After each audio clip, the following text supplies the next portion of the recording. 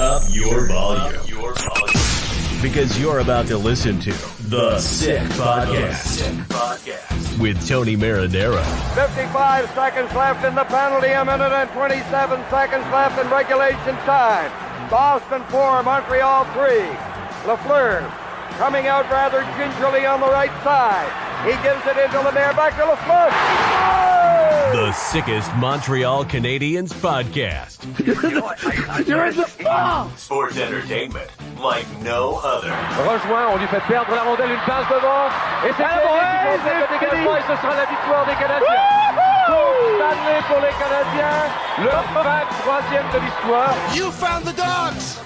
John, you found the dogs! He found the dogs! And all together, they worked a young team to the top. And now, a 24th Stanley Cup banner will hang from the rafters of the famous Forum in Montreal. The Canadiens win the Stanley Cup. Brought to you by Energy Transportation Group. Driven to be different. 8.6 beer. Intense by nature. And Locage. If the last time you went to Locage was when the Habs won the Cup, it's time you went back to Locage. It's gonna be sick. Marinaro, the Sick Podcast, and I just got a note from Marc-André Perreault. Let me see what it says here. Hold on a second. I don't have the link, he says. Okay, hold on a second here. Marc-André, we're going to get you the link, okay? Marc-André doesn't have the link. I'm going to get him the link. Here we go. I don't know why he doesn't have the link, but we're going to get him the link because Marc-André Perreault of TVA Sports is going to join me tonight, as will Eric Engels of Sportsnet. So we're going to do a three-person roundtable tonight for the first time ever, I believe, on the Sick Podcast. I don't know if we've done a three-person roundtable before, or if we did, it's been a long, long time ago. All right, okay. Anyway, I just sent them the link, so it looks like he's going to join us momentarily, but that's okay because I wanted to vent a little bit today. I wanted to, as I'll hold on a second. I'll show off my Embrace the Tank here. I've worn it before, but so that you can all see it tonight, and we're live on YouTube as we speak, and we're live on Facebook, and we're live on Twitter as I proudly show off my the Sick Team hoodie that I'm wearing with Embrace the Tank, which I got a year ago. And a year ago, I was embracing the tank. And 1 year later, I'm embracing the tank as well. And, you know, I've told you, as I bring in 8.6 beer here, because the Sick Podcast is brought to you in part by 8.6 Intense by Nature. Just like Connor Bedard, Intense, the beer for those who follow their instinct and live their passions in order to make their mark. And speaking of Connor Bedard, he scores another big goal again tonight for Canada. They were down 2-0 early on versus Team USA. He narrows the lead to 2-1, and then Canada never looked back. And they end up winning by a score of 6-3, setting up a gold medal game versus Czechia tomorrow night at 6:30 p.m. Eastern Time. Canada is in the dance again. Isn't that good news? The Sick Podcast also brought to you in part by Energy Transportation Group, a leading full-service logistics provider serving all of North America, driven to be different. And speaking of driving, if you're in the Montreal area, I can tell you that there has been some freezing rain. And if you are driving or about to head out any minute now for whatever reason, you got to go to work or you got to, run an emergency or whatever, please be careful because the roads are pretty slippery and it's only going to get worse. And brought to you by Lacage as well. If the last time you went to Lacage was when the Habs won the Cup back in 1993, well, it's time you go back to Lacage. The menu will surprise you. You know, there's something that I want to talk about with Marc-André Perreault and with Eric Engels. Actually, there's several things that I want to talk about. But, one of the things is starting to increasingly bother me is the criticism of Marty St. Louis, the head coach of the Montreal Canadiens. Not because Marty St. Louis is exempt from criticism and not because you can't criticize him because he's Marty St. Louis, because I've always believed that if criticism is warranted, at that point, you can criticize him. Like Marty St. Louis himself the other night said, you know what, made a mistake versus the Washington Capitals last Saturday afternoon. I should have pulled Jake Allen at one point. I shouldn't have let him in for 9 goals. It was my mistake. I'm going to learn from it. But, this criticism that I'm seeing, I'm hearing, I'm reading all over social media, especially on Twitter lately, I got one earlier today that, Marty St. Louis, what a tactician he is, a terrible tactician, this, that, and whatever. Honestly, it's starting to upset me. It's starting to upset me. And I'm going to tell you what I tweeted earlier this morning, and I'm going to tell you right now, just in case you missed it. And if you did miss it, I'll also tell you that you should follow me on Twitter at Tony Marinaro and also follow at The Sick Podcast. Marty St. Louis is a gift to the Montreal Canadiens. He's a gift. Whoever doesn't realize that is an idiot. Marty St. Louis is one of the best things to ever happen to the Montreal Canadiens organization. Whoever doesn't realize that is an idiot. Marty St. Louis is one of the best things to happen to the Montreal Canadiens young players. Whoever doesn't realize that is an idiot. Marty St. Louis is one of the best things to ever happen to the Montreal Canadiens as a development team. Whoever doesn't realize that is an idiot. And for all of you criticizing Marty St. Louis because the Montreal Canadiens are in 27th place out of 32 teams, if you actually thought that they were going to be better than this at this point of the season, almost at the midway mark, well, then you're an idiot too. And I say this with all due respect, by the way, but if you're going to criticize Marty St. Louis for the Canadiens' lack of points in the standings, thinking that you could have more points with the team than they have, you know absolutely nothing about hockey. Nothing. You're the same people that said, Connor Bedard's picking up 7 points versus a garbage team. Let me see him do it versus a good team. You know nothing about hockey. Nothing. Zero. Nothing. It's not for you. Either don't ever watch again, or if you watch, don't comment. Marty St. Louis has 4, maybe 5 forwards on his team. He's got 2 of them that produce regularly, and one of them's in a little bit of a slump. He's got 5 young defensemen, at least 3 of which wouldn't be playing on a playoff team right now. And he doesn't have a number 1 goalie, and he doesn't have a 1B goalie. He probably has a 2A, and he probably has a 2B, or maybe even a 2A and a 2C. He doesn't have a team. He got a lot out of them at the beginning of the season, and they most likely overachieved. They went into a difficult part of their schedule, and what had to happen happened.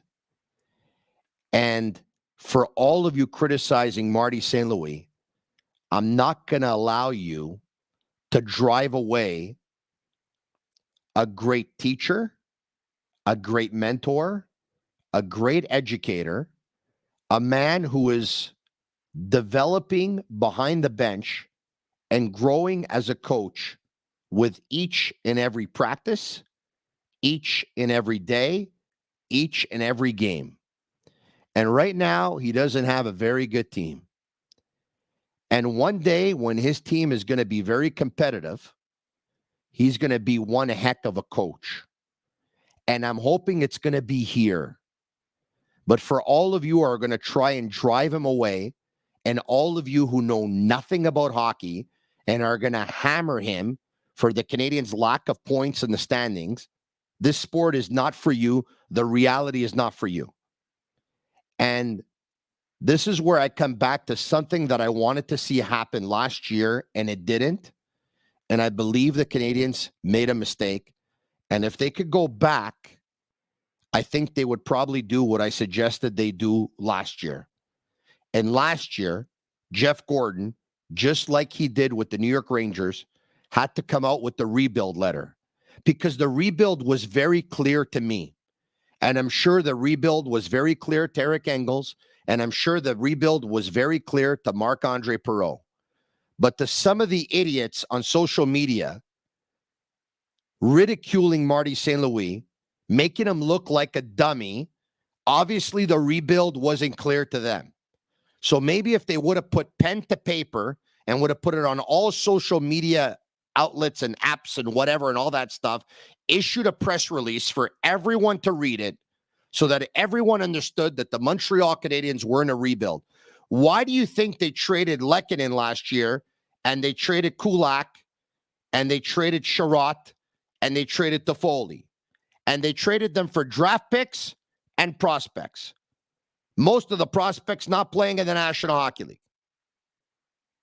Right? Why do you think they did that? Because they're in a rebuild. Why do you think in the offseason they didn't improve themselves at the goalie position? Why do you think they're playing so many young players at the same time and not going out and acquiring veterans? Why do you think they're not going out and trying to find a first-line winger? Why do you think they're not going out and trying to add depth to this team? Why do you think they're not going out and trying to make this team better immediately? Because they're in a rebuild, stupid. So for all of you criticizing Marty St. Louis, if you don't get this, there's something wrong with you. It's not for you. Either stop watching or stop commenting. That's it. I said what I had to say. I was able to vent. I feel so much better now. Marty St. Louis is a gift to the Montreal Canadiens. He's a gift. Jeff Gordon's a great asset to this organization. Kent Hughes is a great asset to this organization. Marty St. Louis is a great asset to this organization. The scouting staff, we'll see. The jury's out. They brought in some new scouts. We'll see what they can do. That's it. I said what I had to say. I'm not going to make some of you on social media have Marty St. Louis get sick of his job or try and run him out of town. I'm not. So that you can get better right away and that. And what? And what? So you can win a few. And what? They get a more experienced staff. They get better players. So for what? So instead of finishing 27th, they finish 22nd. They finish 20th. The culture. I'll take 3 more months of pain. Give me a best shot at giving Connor Bedard or someone else in the draft. We have our guys? It looks like we do. I want to say good evening to them. Marc-André Perreault is a regular on Wednesday nights. Hello. How are you, my friend? You're turning purple. You're so mad. Wow. That, or maybe it's my high blood pressure, maybe, or maybe probably. It's my cholesterol or my blood sugar levels. Hey, by the way, can we bring in Eric Engels? We have Eric. That's Marc-André Perreault of TVA Sports, and we got Eric Engels of Sportsnet and Sportsnet.ca. The color could, you know what? I'm stuffed. I have to tell you, I want to give a shout out to Andrea De La Refice and the great staff over at Prima Luna. Guys, have you been before on Henry Barraza in RDP? Eric, have you been before? No, but I did play. I remember the guy who owns Prima Luna was playing golf with a few buddies of mine. Andrea. He's a super nice guy. Yeah. Marc-André, have you been before? I've never. No, I'm not a restaurant type guy. I should be more. Well, you know what? Maybe I'll bring you one day, and I can tell you that. Don't make promise, you'll break my heart again. Okay? They were the caterer for the Montreal Canadiens, by the way, last year. Still do a lot of stuff for the Montreal Canadiens, and a lot of Montreal Canadiens players actually go there. It's Italian cuisine, Szechuan, and sushi. So you know what? You can make anybody happy at a restaurant like that. And tonight, on Wednesday nights, is unlimited sushi night with live DJ, and they knew how much we wanted to watch the game, so they had, the hockey game on, Canada versus USA at the World Juniors on the big screen as well. And of course, it was Bedard, it was Fantilli, it was Stankoven, it was Fantilli, it was Joshua Roy, it was Clark, it was Joshua Roy, and it's 6-3 for Canada. Awesome, eh, guys? Canada, Czechia. Did you think after they lost the opening game to Czechia that they would end up playing Czechia in the final? Which one of us are you asking? Eric, honestly, I thought the Czechs seem to have a really tight team this year. There's something pretty exciting going on with them. Yeah. I would not It's almost a good thing for Canada that they got beat by them early in the tournament, because I don't think they'll underestimate them this time around. I would go on. I want to hear Mapper's thoughts on it. Before I do, I just want to say that was an epic Tony Marinaro rant right off the top. It wasn't like, like you didn't take it over the edge like I've heard you do it before. Yeah. But we got plenty of time left in the season, and I think you'll have more people to address. My favorite part, though, was when you, in the middle of it, said, "With all due respect," after calling people idiots for like 3 minutes. That was, I thought it was clearly I thought, you don't respect these people, whoever they are. The one thing I would say about it, though, on the subject, since you were back there, is I don't think Martin St. Louis is wasting any time with some people on Twitter who are criticizing whatever he's doing out there. He's got his hands full with the Montreal Canadiens. That's for sure. I hear you, but I just, once again, if everybody knew that the Canadiens were going to be a very competitive team this year, and instead of being in a playoff position, they're 27 out of 32, and you want to start criticizing his choice of goaltenders, or taking Doc off the first line at one point, or separating Suzuki and Caulfield, or dressing the 5 young defensemen. If the context was that and you wanted to do it, no problem. The context is not that. The organization is rebuilding. That's what Jeff Gordon wants to do. That's what Kent Hughes wants to do. That's the message they delivered to Marty St. Louis. He has bought in as well. And these are not emotional people that all of a sudden they're going to deviate from the plan. They have a plan. They're going to stick to it. At one point, will they probably decide to slightly accelerate the plan? Yeah, if they win the lottery and they draft Connor Bedard, they don't have to rebuild for as long as they probably thought that they would. Then all of a sudden, they can start turning the corner. But I think all this criticism of Marty St. Louis, I think it's absolute nonsense. I think it's utter stupidity. He doesn't have a team. He doesn't have a team. Nick Suzuki's his number 1 centerman. Cole Caulfield is number 1 winger. Kirby Doc, looks better as a winger than he does as a centerman. But if you put him on the wing, you don't have a second-line centerman. He's had a bunch of injuries. He doesn't really have a number 2 centerman. It seems like everyone's in the wrong chair by one line. He doesn't have a number 1 goalie. He probably doesn't even have a 1B. He probably doesn't even have a 2A. He's got 5 young defensemen. Anyway, I said it before. Mapper, your thoughts? I don't hear you, Mapper. I don't hear you. Yeah. I better hear you in the next 30 seconds or so, Mapper. Can you hear me? I hear you now. Okay. Oh, good. that's why. Okay, so I was saying 2 things happened yesterday in Nashville that are important to me. First, after the morning skate, it was optional. With the colleagues, we just wanted to have the lineup changes. So we said, you know what? We spoke with Marty yesterday. It was, he was generous in his answer. If he wants a break, it's fine. Just give us the change in the lineups. And he was on the stairs making us look bad for not training enough like he is. And then came back and said to the PR, Charles, said, no, I'm speaking. There's no way I'm going to hide. Times are tough, and I'm there to answer all your questions. And you don't see that often. It was the first time I saw a coach who insists to speak because the times are tough. And he said, no, I'm going to take the heat. For me, that's very important.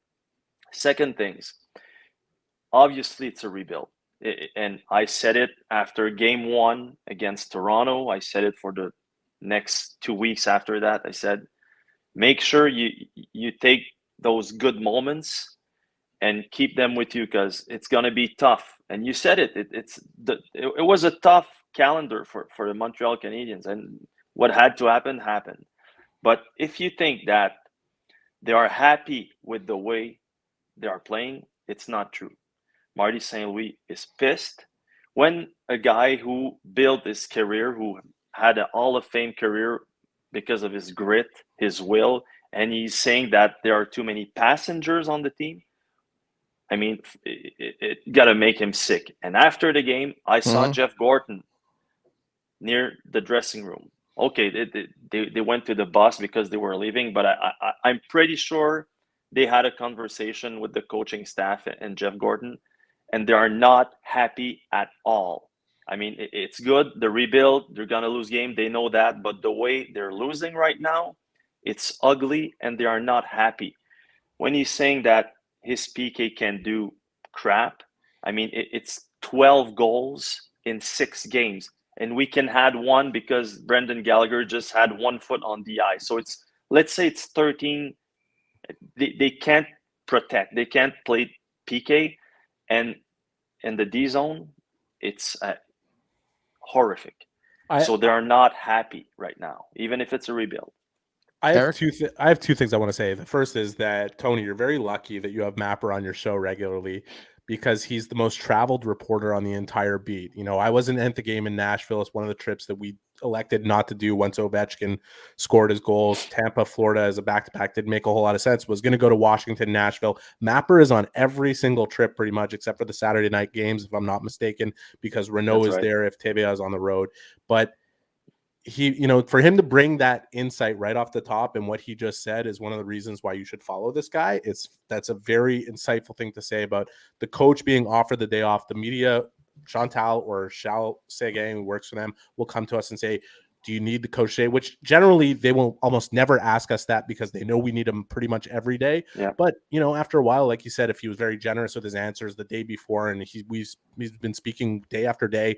Yeah. You know, it's often that we'll Eric, say, when they, if I can, Eric, when they ask, do you need the coach today? It's because they're hoping you're probably going to say no, because they think the coach needs a day off. And we believe he does too. And part of the ways that they've circumvented that is that, you know, it's in this new regime is they're okay with the assistant coaches talking. That wasn't the case before.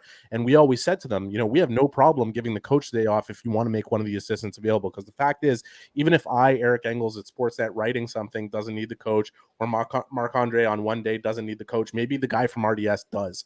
And maybe the television report, maybe a couple of writers do, because they have certain angles, and it's hard to get everybody to agree on that. But that is a huge piece of insight, and it says a lot about the character. And it's great that Marc-Andre shared that, because it says so much about the character of Marty St. Louis. And I will tell you something.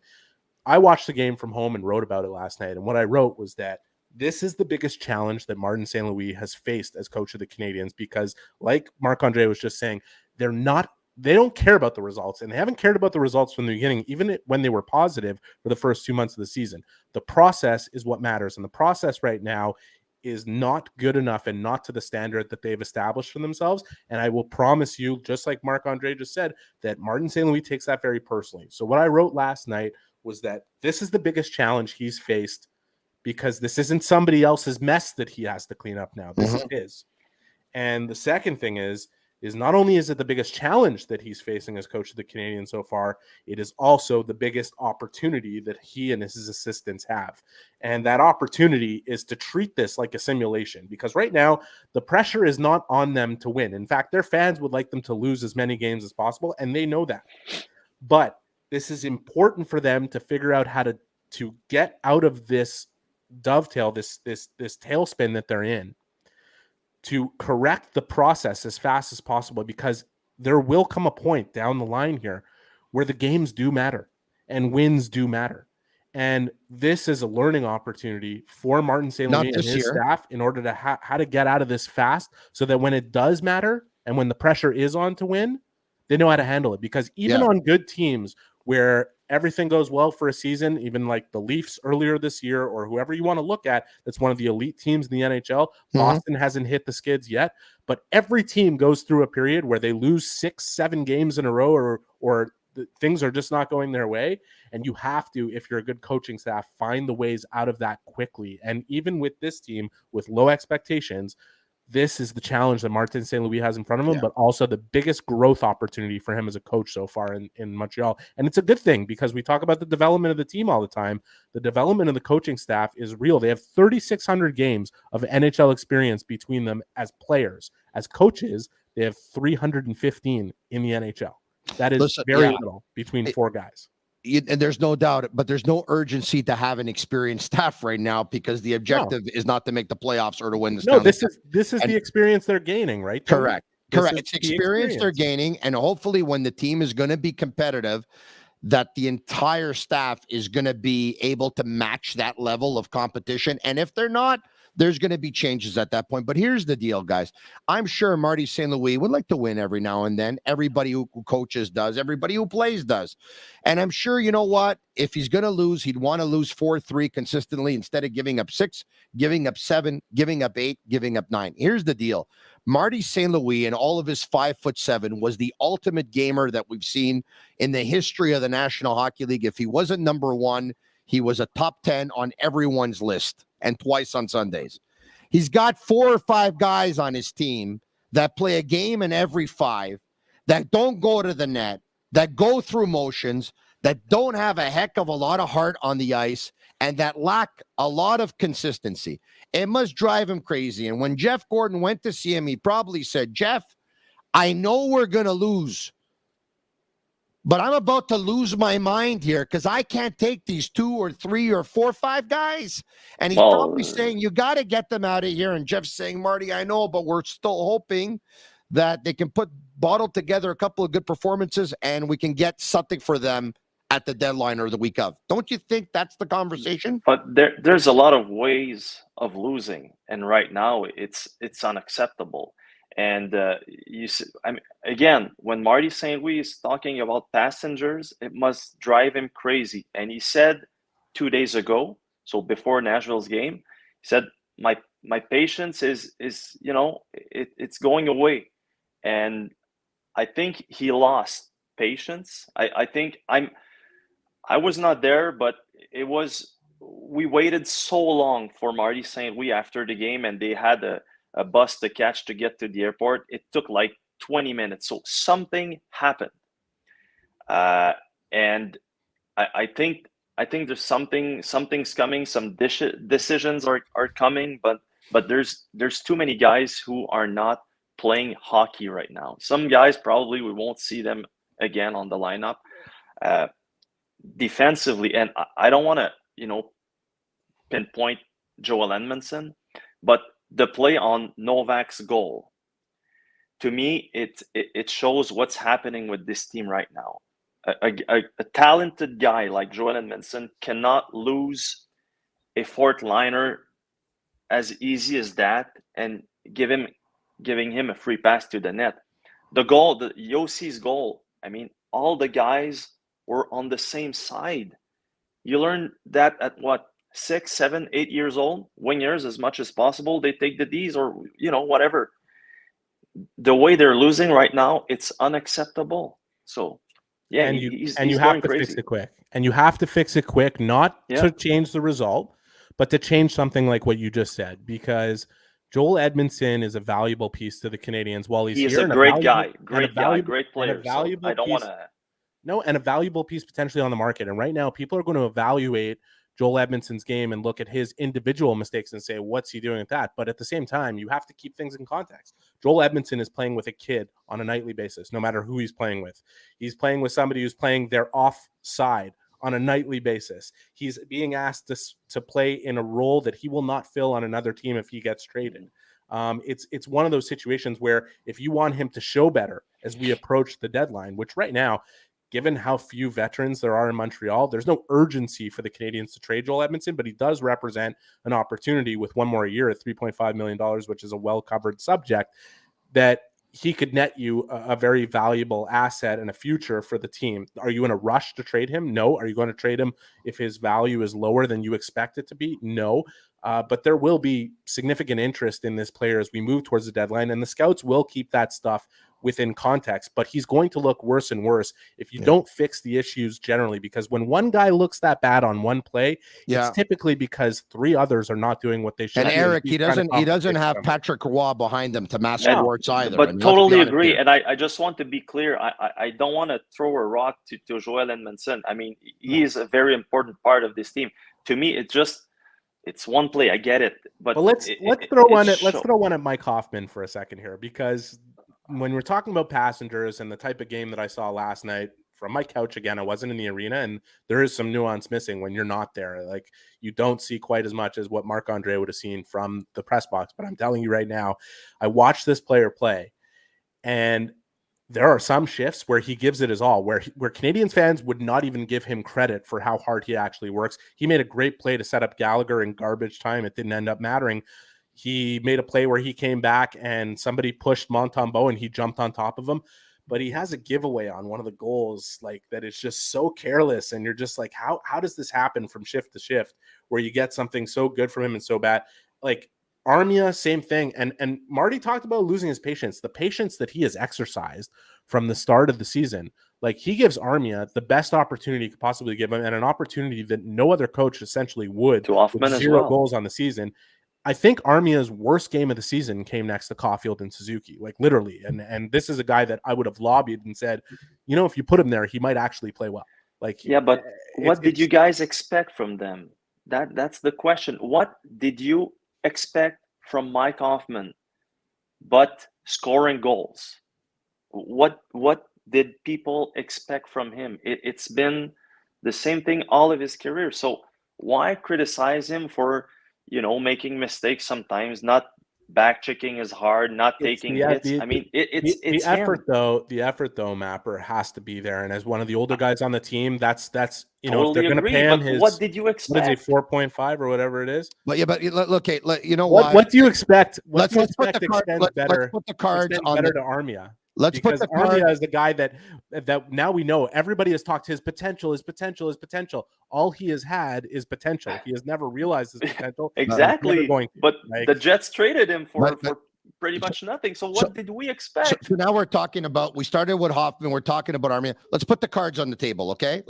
Without wanting to insult anyone, because insulting somebody is actually saying something that's not true, okay? So now let's put the cards on the table. And on the Sick Podcast, we say the real truths, okay? Where on other shows, maybe they don't. Here, we don't hold back. It is what it is. And the truth shall set you free.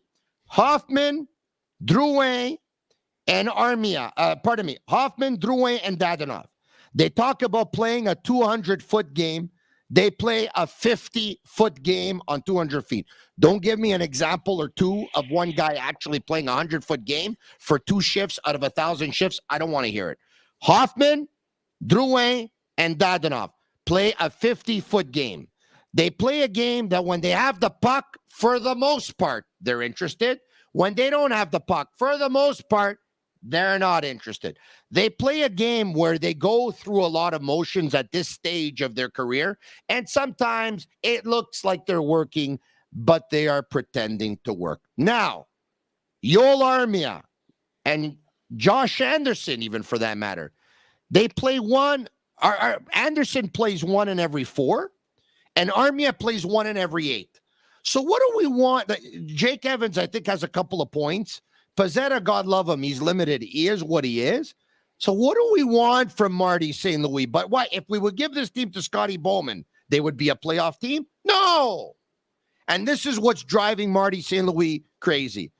The ultimate competitor, the ultimate gamer, the ultimate worker, and he's got 5 guys on his team that way he wants to pull out his hair, but he doesn't want to lose them. So he's keeping them in his head, but he's gaining white hairs by the day. I think that's what makes him a good coach. Is he's not losing it with those guys. He's trying to inspire confidence in some of those guys. He's trying to get them to prescribe to a certain plan, and he can only do what he can do. He can't step on the ice and play the games for them.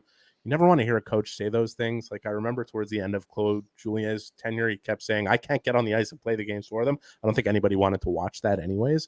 But, you know, like but at the same time, like I think this is one of the biggest strengths that Marty has, and one of the reasons he's gained so much respect in such a short period of time as a coach, because we know what his credentials are as a Hall of Famer. These guys that you're talking about, yes, I'm sure it frustrates him. And I could, you know, I don't necessarily share the same opinion as you, Tony, and Mapper might have a different opinion. Like Drouin, I think there's a confidence issue there based on injuries and just his past and just how things have gone in Montreal. Dadonov, I think, was lost. It's 6 years, Eric. From early, I understand. 6th year, Eric. I'm not making excuses for Jonathan Drouin. I know you're not, but it's the 6th year. And by the way, I'm more sympathetic towards him having gone through what he did over the other guys. Dadonov was lost from the beginning of the season. Dadonov's the ultimate disgrace. Come here, it's a new team, and you show nothing. I mean, one chance. I think he felt like he didn't have a place on the team and therefore hasn't attempted to really make. Yeah, but Marty tried to give him a spot. You remember he tried to put him on the PK. I think that was the problem. And I think that was the problem, is that he was always a power play guy, and all of a sudden he's on PK. But I just want to say that you're totally right when you say that Marty St. Louis is the ultimate players coach, and he's going to do anything to get the confidence up. He did that with Mike Hoffman, saying that he's playing with grit and he likes the way he's playing and blah blah blah. Okay, so he really wanted to pump his tire. He said pretty much the same thing about Armia. Drouin, you know what? And I don't want to, be trying to save Jonathan Drouin, but he's playing good hockey right now. Not the best hockey we can expect from him, but he's playing really decent hockey. So I would put him out of the list as, it depends what the standard is. Compared to the hockey that he used to play, it's better. But I mean, at the end of the day, if you're Jonathan Drouin, you got to produce. If you don't produce, we're talking about effort, though. Like right now, we're talking about effort. Yeah, right? And the effort is inconsistent from Armia, and I think it's largely related to his confidence. The effort's really inconsistent from Hoffman, and a guy who has the talent to be a game breaker. And like Marc-André said, of course, I didn't expect that Mike Hoffman was all of a sudden going to become Sidney Crosby on the back check. But at the same time, he's a veteran who's being paid a certain amount of money on the team. And like, even if he's not going to produce at the level that's expected of him, he can't be carelessly giving away the puck. Like, it just doesn't matter to him. Like, that's something that he can't, but what did you expect, right? Yeah. not that much. It all comes down to this. But guys, you talked about Drouin's effort, though. He has to have more effort than the other guys. He's playing for his NHL life right now. Yeah, but if he doesn't show us something between now and the deadline, he won't be back in the national. And as Marty said, even if his effort has been better, he can take it to another level, and he absolutely can. Like, of course, he can take it to another level, and if he did, he would end up producing. Like it's and that's the key, because Claude Julien said it, Michel Therrien said it. Wherever you are in the lineup, at one point you have to produce. And Marty St. Louis pretty much said that about Joel Armia, because he had some good chances. Anyone who was watching last few games, Armia could have scored like 5-6 goals easily, but he doesn't. And at some point, if you're not bringing something really important like Jake Evans was doing at the beginning of the season and not putting points, well, it's not working. Guys, I'm having fun with this chat, and I know everyone watching right now, over 570 on YouTube Live. You add Twitter, you add Facebook, and I wouldn't be surprised if we're close to 1,000. But I want to get back to something I said earlier on. We talked about some of the criticisms that we're seeing vis-a-vis Marty St. Louis, and we're reading and stuff like that.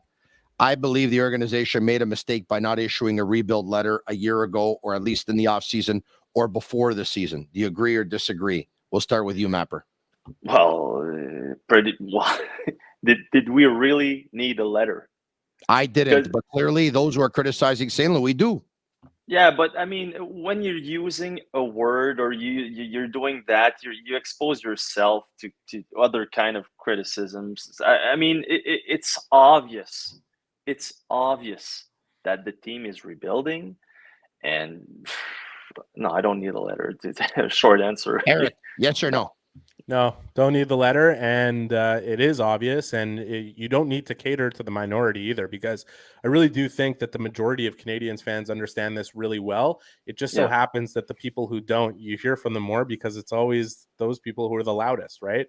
Like, at the end of the day, we're talking about a Twitter sample, right? Like, I've learned over time, and I think even the players have too. I even had a talk with Brendan Gallagher about this, that Twitter is not necessarily representative of the larger population and what people think. It's kind of a microcosm, and good point. And it is a place for people who are vocal to be vocal. And the majority, if you look at the population in general, take it outside of sports, not everybody is extroverted. Not everybody has the comfort level to come on a podcast and talk and share opinions and criticize or whatever it is and be honest. Or, like, a lot of people keep their opinions to themselves and say something when they have something to say, whereas Twitter is yelling into the void for a lot of people as well. And you don't have to take those guys seriously. And that's why when you talk to players now, a lot of them were really into what was said on Twitter before, and a lot of them were following quite intently. And now when they say, I've kind of shut it off, and I remember we were in Vancouver earlier this year talking to Bo Horvat, and Arpin Basu, our colleague, asked him, you know, like, how are you? You're in a contract year. The noise around Vancouver is insane all the time. Like, how have you been able to manage it? And I think we were both asking him questions kind of relating to Nick Suzuki in his first year as captain. And Bo Horvat said, one of the best things I did was turn my mentions off on Twitter. Awesome. It is, like, created, like, so again, maybe it's something that we should all heed, that kind of advice, because honestly, I don't think the Canadians are sitting obsessing about what the vocal minority has to say about Twitter. Like, we didn't need a letter to let us know. Like, the GM came out at the beginning of the year, never at once talked. He said, I don't think we're going to be in a situation where we can make the playoffs this year. I mean, if that doesn't spell it out for anybody, I mean, who are we really talking to? Who are we catering to with the messaging? So a shout out to Playground, over 600 machines, poker tournaments, and Playground casino games, daily promotions, and unmatched customer service. Why go anywhere else? Located just over the Mercier Bridge, only minutes from downtown Montreal. It's a sick podcast. Marinaro, Marc-André Perreault, and Eric Engels. Somebody told me early on when I started podcasting, Tony, this isn't radio. You don't have to mention actually who's going to be on the show because everyone tuning in already knows. And guess what? I just did it. But anyway, okay. You know, you talked about Brendan Gallagher before.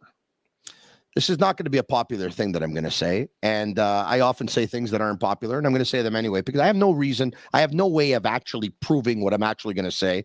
So I'll just give you my gut feel more so than anything else. When we talked about Marty St. Louis being in a bad spot before because he has passengers, okay? And those are guys that know that they're going to be dealt between now and the deadline, and it's not working here and it's not working out. Or Brendan Gallagher is not a passenger. Brendan Gallagher is the furthest thing from a passenger. He has incredible professional pride, personal pride.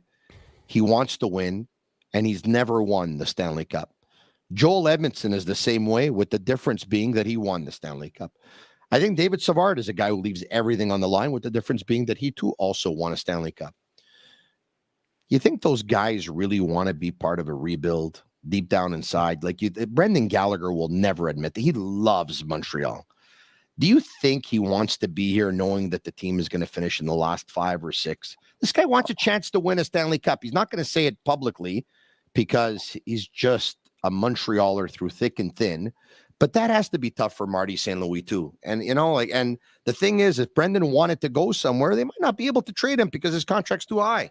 That's the end of the discussion right there. 6.5 for the next 4 years. A guy who is broken, but his heart is not broken.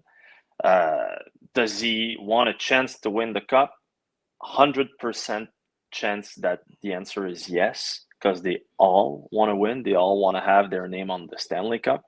But he's not tradable. Is that a word in English? Tradable? Yeah. So he's not tradable, and that's, to me, it's not even a question because of that. Eric? Yeah, listen, I've come to know Brendan pretty well. Did an interview with him at the beginning of the season to produce a long feature on him. And Brendan's a pro. And Brendan's objective going into the season was to play the very best he could so that he's not in a situation where A, he's not tradable, or B, where anybody's discussing what the future might hold for him here or there or anywhere. Mm-hmm. I can say this. I'm not a fan of, when we are on the road and we are around the team, there are certain things that we see. And I'm not a fan of seeing a guy who's injured in the press box, noticing something about him and rushing to Twitter to talk about what the injury is or this or that. What I would say about his injury is it's not the injuries that held him back over the last couple of years. It's a different injury. It's a new injury that was suffered during the season, and he's missed a month and come back and all of a sudden tweaked it like 2 games in a row. You can see he went hard into the boards and came up limping. Everybody knew it was a lower body injury. I don't want to talk specifically about what it is, but it's not the hip injury that hurt him and created the back issue. He's laboring for sure. If I can add something, at the practice in Nashville the day before the game, there was a collision with Joel Edmondson, and he limped. He went to the sur le banc, le banc des joueurs, on the bench, and he stayed there for a few minutes, and I mean, he was obviously in pain, and we didn't know if he would finish the practice. He did. He played. So that's very important. when I'm saying he's not tradable. And you're right, Eric. He's a pro, and no matter what the situation is that he wants to win or he wants to win in, somewhere else, he's always going to give 100% on every shift. But now his 100% is not 100 because of the injuries. When a vehicle is involved in several accidents and you bring it to the garage and you bring it to the body shop, you can fix it all you want. It doesn't run the same. And Brendan has been involved in several accidents. And by accidents, I mean a broken hand 1 year, another broken hand another, a hip injury 1 year, a groin injury another year, a concussion 1 year. You know, he's been to the garage several times. The car doesn't run the same. I'm going to say something. You talked about saying something unpopular. I'm going to say something unpopular right now that I'm sure that a lot of Canadians fans would disagree with. I love that drawing on your wall, though. Like, I just keep on looking at it. It's this painting, this girl Jess B art on Instagram. She does Canadians paintings, and I had her commission this. I commissioned this painting from her to make the Grateful Dead and my favorite band. Anyways, I'll get back to that, but I want to share a very unpopular opinion right now. Go for it, Eric. Right now, with the Canadians in the current state that they're in, even though he's playing clearly through an injury, Brendan Gallagher is one of the most important players in that room right now. Right now. You're right, Eric. Because you cannot allow that culture and that style and that way, the type of mistakes that you need guys with the type of pride that Brendan Gallagher exhibits on a daily basis. Guys like Joel Edmondson and David Savard, who, like you said, Tony, I guarantee you, they're not ambitious about being a part of a rebuild and about losing game after game or whatever it is, or being in a process where the young kids will come to fruition 2-3 years down the line and they'll be out to pasture by that time and not get to enjoy the fruits of their labor. But you need those players right now to dig out of this, not to get wins, but for the process to become healthy again. Well, and that is what makes him a pro. David Savard yesterday came back after missing 13 games. I think it was in the first. I'm sure he would have been out longer if there was an urgency. I'm sure he would. I would be still lying on the couch. But it took 2 minutes. He blocked the slap shot on his left ankle. So there's only one way David Savard is playing. Same thing for Brendan Gallagher. And Joel Edmondson is not playing good hockey. But when Marty St. Louis is talking about passengers, I have a hard time imagine a passenger look one of these three guys in the eyes and not be ashamed of being a passengers, because these guys, what their future is, they are not passengers. So when you don't have a ton of professional pride, you don't get ashamed all that easily. I mean, guys that are passengers look, you do what you do for a living, Mapper. I think you do it very good. Eric, you do what you do for a living. I think you do it very good. In all humility, I think I'm pretty good at what I do. If I wasn't, I wouldn't have lasted 20 years. Here's the deal. We have professional and personal pride. And that is one of the things, or two of the things, that fuel us every day.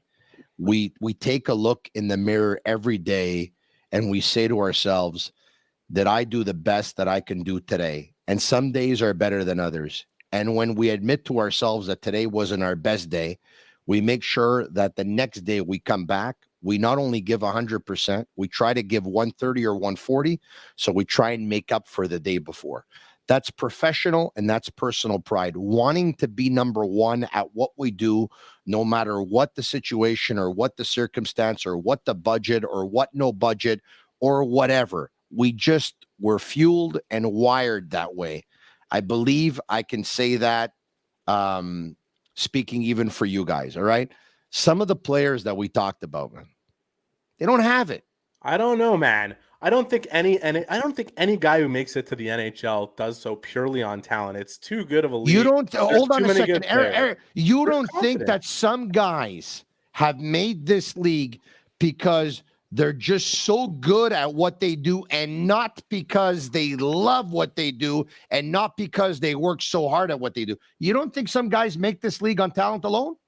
On talent alone, no, it's pretty impossible. It's a really rare case, and whoever doesn't last very long. But I will say this: while I agree that effort can be substandard, just like it would be for you on a given day, or Mapper, or myself, I'm not perfect. There are days where honestly, I just don't feel like doing it. And I don't do as good of a job as I would like to. And some of it is confidence. We all have crises of confidence at times. And I think when we're talking about some of the specific players that we've mentioned on the show, confidence is at the root of a lot of things, including sometimes an effort that's substandard.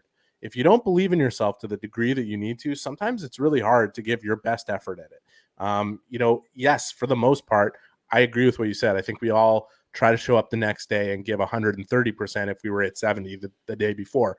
And we all strive for consistency and want to do the best job possible. And I have a hard time believing that anybody that makes it that high up the rankings is saying to themselves, I don't want to do the best job. I just want to collect my pay. Did you read the piece in Pierre Gervais' book regarding Alex Kovalev, where he said that Kovalev, in his opinion, is the best raw talent to ever play for the Canadiens in the 35 years that Gervais worked for the Canadiens? And he recalled a conversation where he said to Alex Kovalev, he said, Alex, maybe it's not my business, but I have to ask you, like some nights you're the best player in the world, and most nights you're like just better than average. Why?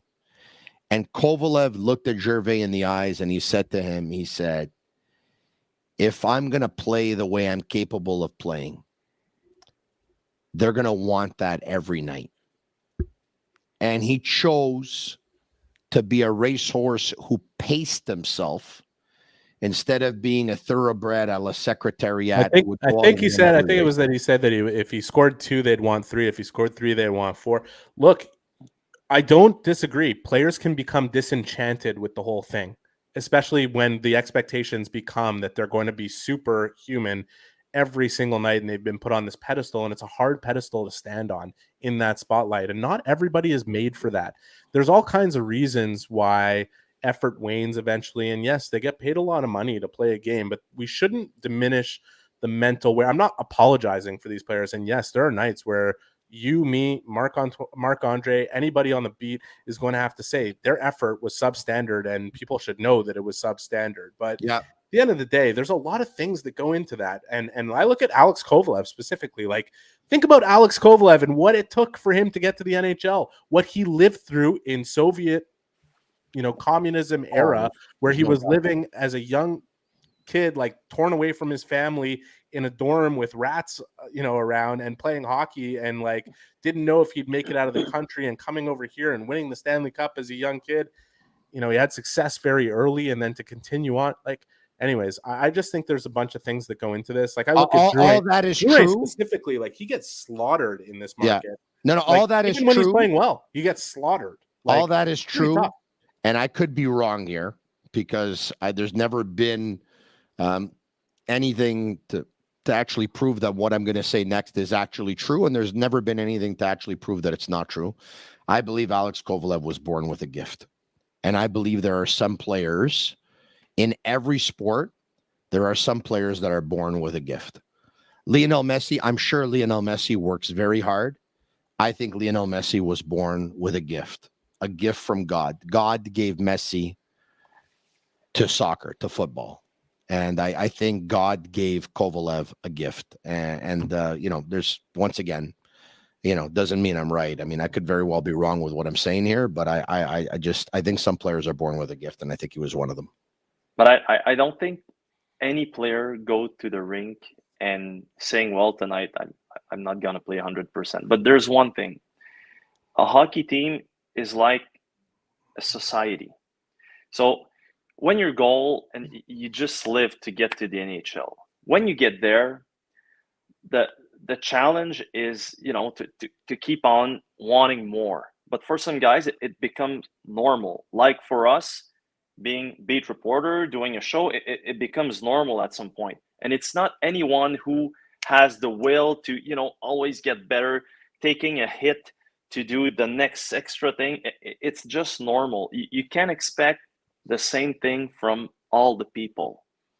And to me, that's very important, because for us, it's not normal. I mean, you're playing in the NHL. It is not normal. You're multi-millionaire, and you have a dream life. But for them, at one point, it's just human nature. It becomes normal. So now you see the real personality, the real character traits. You say that? Yeah, of course, 100%. So you can't expect the same thing from everybody. It's just not that way because everybody's different. So you have to keep that in mind as well. Guys, I so appreciate your time. This seems like one of these conversations where I don't know what the Guinness World Book of Records is for podcasting nonstop. I think Agnello told me it was 6 straight days or something like that. I don't know if that's correct, but I actually think that if we would go all three of us, I think we can break the record. But I know we can't because tomorrow you guys have to work and you got to go to morning skate and you got to work the game tomorrow night as the Montreal Canadiens have coasted. We're not going to talk about Joshua. Yes, we are going to talk about Joshua, but that's what I was getting at. There's just one or two more things that I want to talk about before we call it a night. In the meantime, enter our giveaway with sportbuffshop.com. We're giving away a Canadiens hat and a Canadiens t-shirt, as well as a Sport Buff Shop gift certificate. Go to our Twitter at the Sick Podcast to see the details and to see how to enter. There's two things I want to talk about in regards to the World Juniors. Joshua Roy is one of them. But first and foremost, Juraj Slavkovsky. I know that hindsight is 20/20, and I know it's easy to talk now, but you can count me among those who have been saying for the last month now that I would have sent Juraj Slavkovsky to play for Slovakia at the World Juniors for many, many reasons. Guys, now that it's said and done, and Slovakia has been eliminated, and Juraj Slavkovsky did not go, knowing what we know and knowing how Slavkovsky has played in the last 3 or 4 weeks, and he hasn't produced, if Jeff Gordon and Kent Hughes could go back, do you think they would send them to the World Juniors? Eric? No, but I think there might be a time real soon in the near future where he ends up in the AHL, and that's going to be provided that they could create an environment there where they know that he's going to be targeted a lot more in the AHL than he would be in the NHL. They have to have people around there that could protect him. And so I think if look, he's coming up on 40 games. Once he plays 40, he triggers that first year towards free agency or 1 year less towards free agency.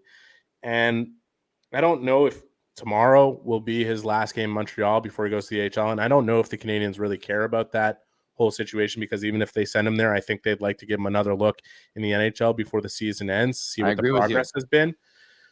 But look, I see you talked at the start of this about criticism levied towards Marty St. Louis, and most of it is coming from where Slavkovsky is playing in this lineup. And I got to tell you, if you are watching these games, and I'm not knocking Slavkovsky, he's an 18-year-old kid playing in the hardest league in the world. And I don't care if he was picked first overall or 100%. Hardest market. This is the hardest market, the hardest team. And this is normal what he's going through right now. And if I'm Marty St. Louis, Joe Thornton had 7 points as an 18-year-old rookie. Yeah, and he played 5 minutes a game, by the way.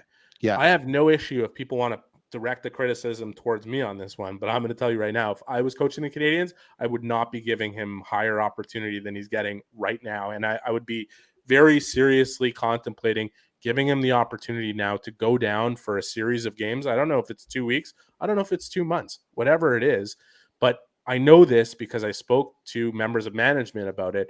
They want to ensure that if they send Slavkovsky to the American Hockey League, that much like in Montreal, there is somebody like Arbor Jacki or Michael Pezzetta around that he's not in a situation where, because he's going to be targeted more in the AHL than he would be in the NHL. In the NHL, he's another player among 12 that are targeted on a nightly basis. Of course he will, because he's the first pick overall, Eric. And he'll be playing 20 minutes a game. And he's going to demand the puck more, and he's going to have the puck more, right? And we saw since the beginning of the season that protecting himself is not his biggest strength. He has a lot of learning to do on this side.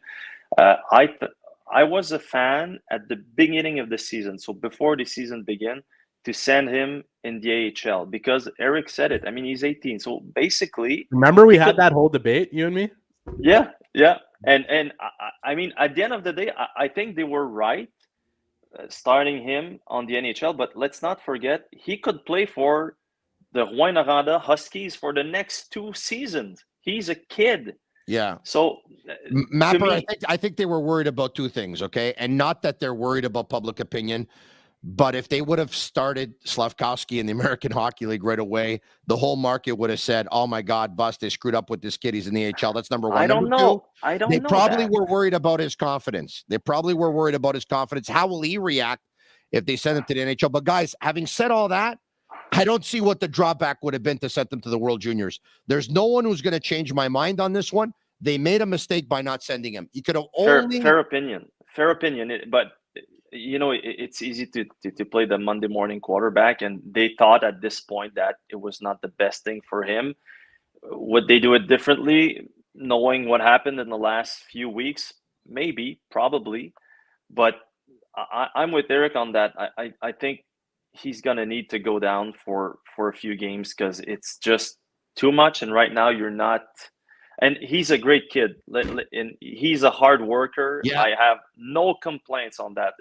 So let's be clear with that. I just think he needs to take a deep breath and dominate again, because he was always the most dominant guy, and right now he's not playing good minutes. He's not playing a lot of minutes. He looks lost on the ice sometimes. So, and there's no shame sending a kid down for a few games and maybe even finish the season. So Mapper, we'll see. But yeah. Last topic. I've kept you guys already for so long. It's supposed to be your night off. It's unbelievable how much you guys bring to the table. Yeah, hockey for a living. We love it. How much value you bring to wait till we ask for the check. Yeah, I know. That's why I'm going to end it in a minute, because if I don't, you're going to end up charging me time and a half. Okay. Joshua Roy. We knew that he looked to be a fantastic 5th-round pick by Marc Bergevin and his scouts. Last year, he racked up a ton. Yeah, he racked up. Deserves a lot of credit. Serge Boisvert is the Quebec Major Junior Hockey League scout, of course. He racked up a ton of points last year, and now he's with Team Canada at the World Juniors, and he's playing on a line with Connor Bedard. And tonight, in their most important game to date in this tournament, which is the semifinal, because it's the most important game to date, and the next most important game is going to be tomorrow. That's going to end up being the most important game. But he comes up big with a couple of goals, and now the big question is, can what he do translate to the National Hockey League level? Eric, I know you're not a scout. I know I'm not a scout. I know Mapper's not a scout, but what does your gut tell you on Joshua Roy based on what you've seen?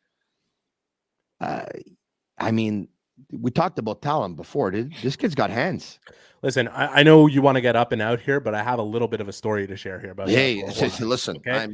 119 points last year in the Q, led the Q in scoring. Yeah. Okay, so we knew that coming into this year, this kid can stand around and score at will, basically in the Q. This is what's exciting about it. And Joshua, and listen, look at all the kids that the Canadians had in the World Junior. Now it's 7 that Owen Beck has been there. Owen Beck was fantastic tonight for Canada. And Lane Hudson, when they gave him an opportunity to play because they were chasing the game, he didn't play as much when the game was close. He played more when they were chasing the game because they know what kind of offense he can produce. And when you see the puck on his stick in the offensive zone, you see exactly what's going to happen with that kid. He's going to be a really good player.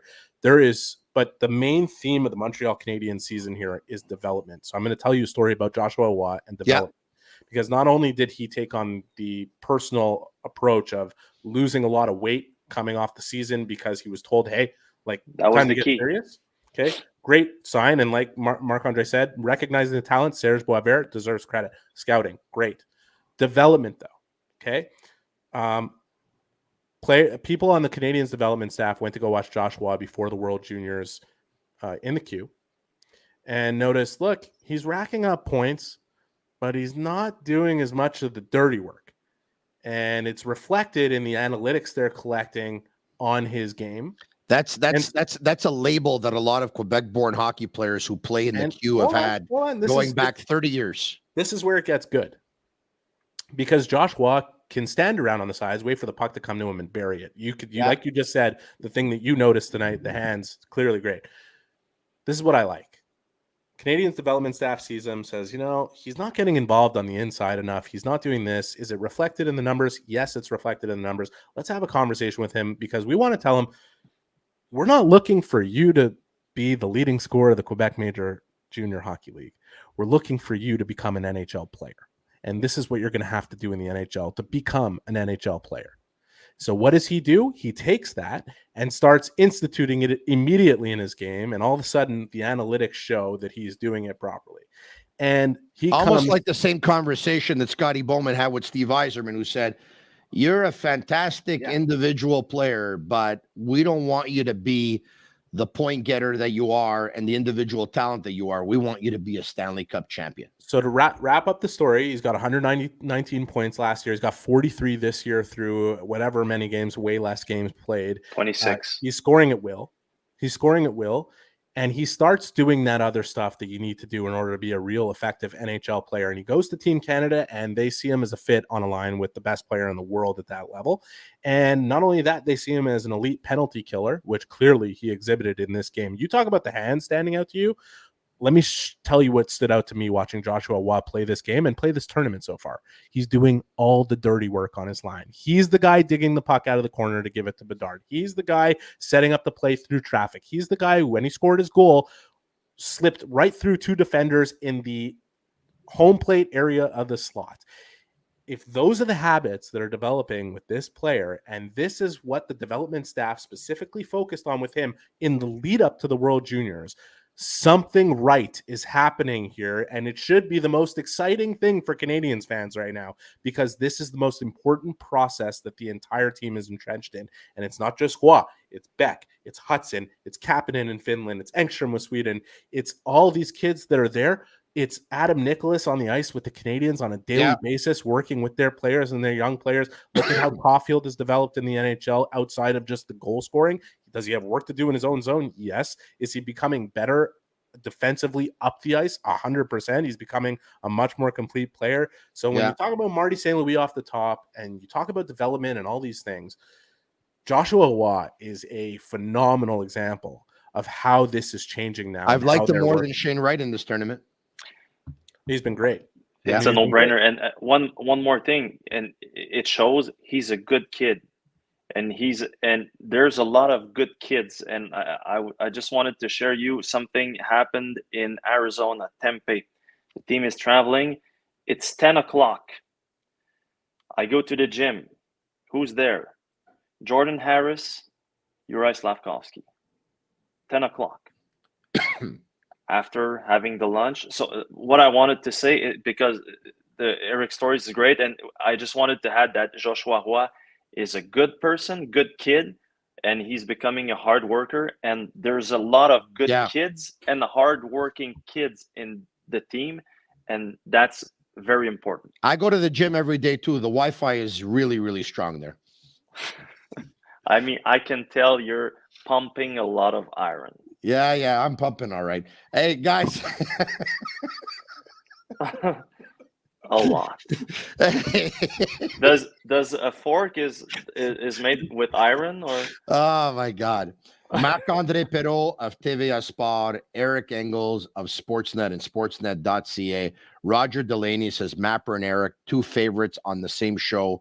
This has been absolutely priceless. It really has. Guys, I don't know how to thank you. Thank you so much. This was, I got to tell you, we're 2 years in on the Sick Podcast. I don't know how many shows that translates to, but this is I think one of the most memorable. I really, really enjoyed this chat tonight, and we got to do this roundtable more often. It was like playing on the same line as Wayne Gretzky and Mario Lemieux for me tonight. So thanks to you guys. I don't know who wants to play center, but I have no interest in playing 200-foot game or defense. So I'm playing wing, by the way. Put me on wing, left or right, it doesn't matter. But I'm Mapper. Are you just have the best seats in the house? Are you a centerman, or we're going to give it to Engels? Let's give it to Eric. He's more intelligent. I mean, I'm just. Eric's got the higher IQ. Yeah. I don't know about that. I would have gladly been Dale Hawerchuk watching that all unfold. So it's all good. You guys, it was fun for me and Tony. Thanks for having us on a weekly basis. It's fun being with you. Eric is Joshua Roy. Yeah. I don't work that hard. I'm working on it. Okay. Being as humble as I am, I'll say that I'm Connor Bedard. Yeah, you are. I'll be Owen Beck. Guys, I want to take this. Man, that kid is good. Yeah, Owen Beck is really, he could end up being the steal of the draft, guys. He's so smart and he's so good. At 33rd overall in the second round, he could end up being the steal. That you talk about cerebral players, right? For centermen, you want cerebral, you want committed, you want intelligent, you want I've been hockey told IQs. he's like Patrice Bergeron at the same level. So I'm not saying, and I said that earlier. Yeah. I'm not saying he's gonna become Patrice Bergeron in the NHL, but comparing Patrice Bergeron when he was in the Q and Owen Beck right now, it's the same. Tony, you said the jury's out on the scouts. They got him and Hudson in the second round of the draft. Yeah. That could end up becoming a legacy kind of thing for them. Yeah, no, well, the jury's out because, of course, They're not here yet. And Nick Bobrov is not unanimous with the fan base, right? Oh. So that's what I meant by that. So we'll have to wait and see. And for those who are, I'm happy with the Slavkovsky pick. By the way, I mean, we talked about him, and maybe he'll end up in Laval and stuff like. But I don't have a problem with it was one of those drafts where no one's. I get the feeling no one's going to end up being the slam dunk number one pick. But, I think Simon Nemec is going to turn out to be a great pick for New Jersey. I think David Jiricek is going to end up being a great pick. I love maybe Lane Hudson will be the slam dunk. Who knows? Maybe Lane Hudson. Well, that's a long when shot, I talk to this, I'll say this about Slavkovsky, just as we're wrapping up. The scouts that I speak to think he's going to become a top line player in the NHL. That's the first thing. And the second thing I would say is one of the big reasons, and this is the value. I never pretend to know that much more than the fans who are so passionate. But one of the things about being around the team constantly is you get to know the characters a little bit. This kid is oozing character, and his confidence has not exploded all of a sudden. Like he's not getting a lot of opportunity. Yes, the last 9 games, he's got like 4 shots on net and he's not scoring and he's hard on himself. But I'm telling you right now, he has very strong perspective on he is able to keep it in perspective that he's 18 and playing in the hardest. He trusts Marty St. Louis. That's very important. He really does. And their communication with him is so good on a daily basis, from Adam Nicholas to Marty to Kent Hughes. They're taking care of this kid here. They're not just letting him sink and saying, "Oh, well, it's up to him." Like, they're taking care of him. Yeah, I still think he should have went to the World Juniors. But anyway, on that note, guys, he'd be back by now. Guys, I want to wish you guys a fantastic 2023. There's a lot of things I wish for you guys, but above all, number one, always the most important is health, and I hope you guys have it, and I hope you have a lot of it in 2023 to you and your families. Thanks again, guys. We'll talk to you soon. Cheers. Thanks, my friend. Happy New Year to everyone out there. There you have it. I'm Marc-André Perreault of TVA Sport and Eric Engels of Sportsnet and Sportsnet.ca. Hey, we gave everything we could tonight, and we hope you appreciated it. Comment sick and hit the like button if you like what you heard and like what you saw. If you're watching on YouTube or Facebook, once again, you can comment sick and hit the like button. And if tomorrow you're going to be listening on Google, Apple, or Spotify, please leave us a 5-star review. One guy left me a 3-star review because he said he doesn't like when I talk about my looks. I lost 2 stars for that. My God, it broke my heart. Hey, do you want to join the Sick Army? You want to have even more fun than you do when watching on YouTube Live? For exclusive emojis, a membership badge during our YouTube live chat, it's $2.99 per month. What are we going to do with this money? We're going to donate it all. All the proceeds are going to charity. Click the link in the description of this video or go onto our channel and click join so you can have the emoji of "Is this a joke?" or the emoji of "Emoji tu now," or the emoji of "I'm Marinaro," or the emoji of "Double shift your best players." There it is, $2.99 per month. Once again, click on the link in the description of this video or go on to our channel and click join. It's that easy. Wow, what a fantastic show we had on this Wednesday, January 4th. It is 11:13 p.m. Eastern. And once again, I want to thank all of our sponsors and those who bring it to you. Energy Transportation Group, 8.6 Beer, and Lacage. I'm embracing the tank. You should too. Connor Bedard in a Montreal Canadiens uniform. It's nice to dream. And sometimes dreams do come true.